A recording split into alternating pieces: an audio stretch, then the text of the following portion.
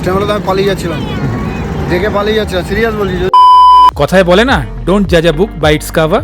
কথাটা একদম প্রযোজ্য আজকের ঘটনাটার জন্য। দুই বন্ধুর দুই ফ্যামিলি মিলে ছোট্ট একটা ট্রিপ করতে চলে যাচ্ছিলাম মন্দারমণির দিকে। আর পথে ব্রেকফাস্ট করতে তো এই জায়গাটা দাঁড়াতেই হবে, চিরাচরিত এই কোলাঘাট। কোলাঘাটে দাঁড়িয়ে আমরা চয়েস করলাম এই দোকানটি। 2 বছর আগে এসেছিলাম, কি অবস্থা দেখো, লোকের উন্নতি হয়ে গেছে, অবনতি হয়ে গেছে। তখন কিন্তু ভালো ছিল, খাবার দাবার কিন্তু ভালো হয়েছিল। এখন দেখো অবস্থা, কি অবস্থা 2 বছর আগে।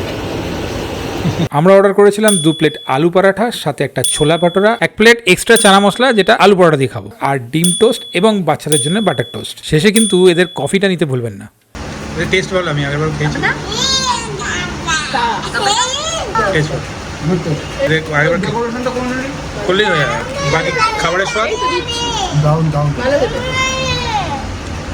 দেখে বোঝা যাচ্ছে না, না আরো ভালো হতে পারে।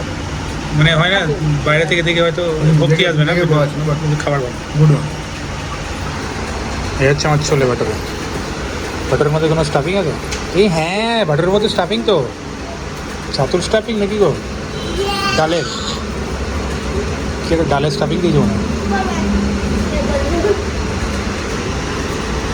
ছোলাটা খুব সুন্দর বানিয়ে, ছোলাটা দুর্ধর্ষ বানিয়ে, দারুণ খেতে। খা, एक्सचेंज कर, नहीं ना तुझे क्या है? खाओ ना, मिले बाटे खाओ, मिले सुर मेरा तुम्हारा। আলু পরাঠা, এরকম হচ্ছে আলু স্টাফিং, সবজিটা এরকম। একটু খা বাবা, একটু খা। এটা হেভি খেতে ভাই, সত্যি দাম খেতে। এটা ব্যাপার। এই হচ্ছে ডিম টোস্ট। এই একটা জিনিস রায়া খায় না, অমলেট।